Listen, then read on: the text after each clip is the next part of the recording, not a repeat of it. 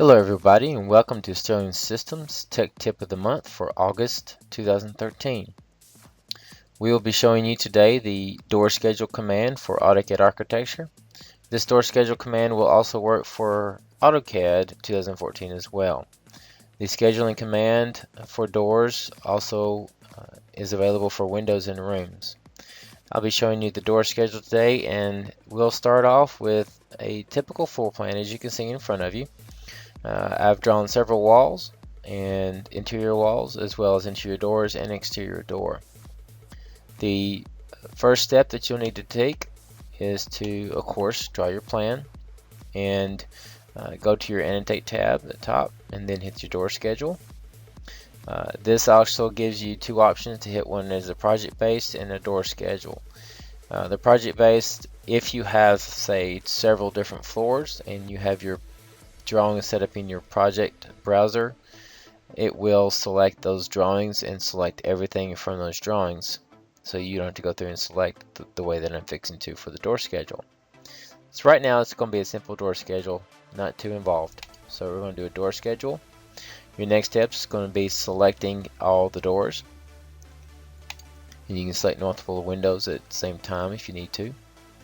And we're going to hit enter, and we're going to give it a spot.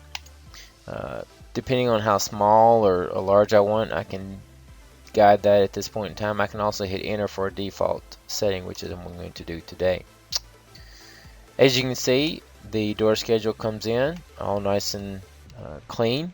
The layout that you see can be modified for your office standards. However, we do not see any information for the doors.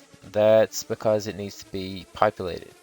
We're going to click on the schedule. I'm going to right click and we're going to hit add all property sets. That will add all our doors mark wise, so you can actually go in there and change your marks to the properties. The properties that we see for this 6-foot door here are all the same thing as in our property sets here. And then we go to the extended data and we can input multiple information here. Let's say, for example, that our door schedule is on another sheet, which we can actually put this on a different layout if necessary to print for on a template on our title block. And we don't want to go through and all the doors. We kind of know from the doors themselves what they're going to be. In this case, it's pretty simple. In a larger project, you may want to go back to the floor plan, of course, and click on the door. Go to your properties and multiply the properties through the extended data sets. But right now I'm just going to go in and we're going to add some material to our door and our frame.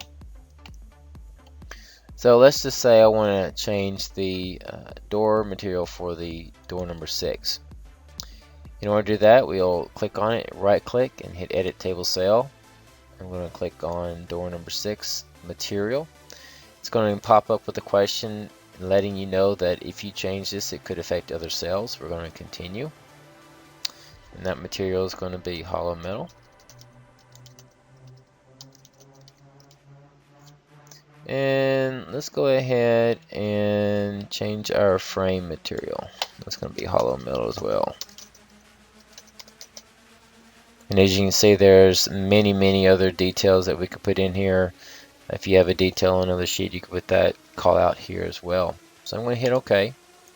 And as you can see, it populates those cells very nicely. And for mark number 1, as you can see, if I hover over that one, it actually highlights the door in the plan. Let me just pan over there so you can see that. So if I hover over number 3, number 4, number 5 to the bottom right, and number 7 to the top right. So as you can see, it picks it up. So I'm going to hover over door number 1. That material is going to be wood. And our frame material, we'll just make it hollow metal.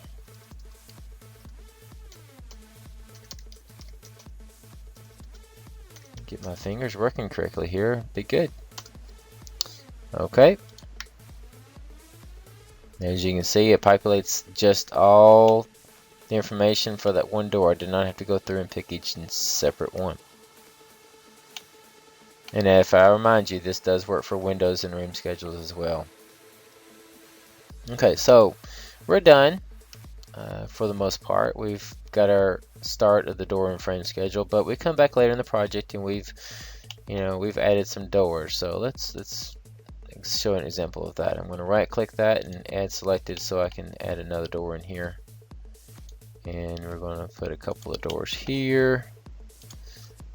I'm going to add an external exterior door in our walls here.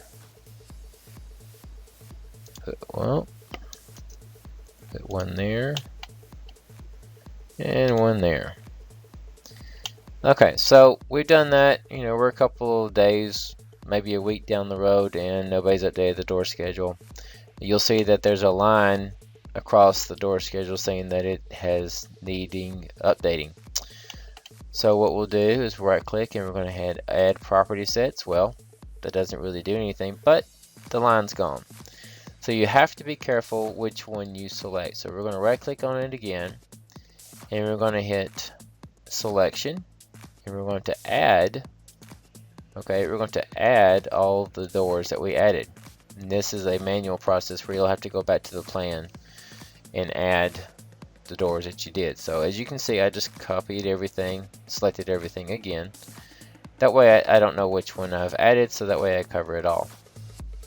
As you can see, the data set's still not there except for a material over there.